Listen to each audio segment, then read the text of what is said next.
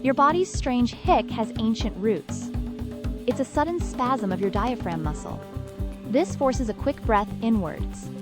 Then your glottis, or vocal cords, snap shut. This abrupt closure makes the hic sound. The phrenic nerve primarily triggers these spasms.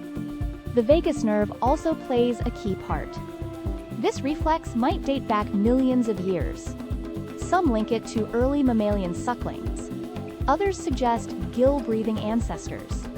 Even fetuses hiccup in the womb. They practice crucial breathing motions. So your hiccup is a primal bodily echo. It's a fascinating biological mystery.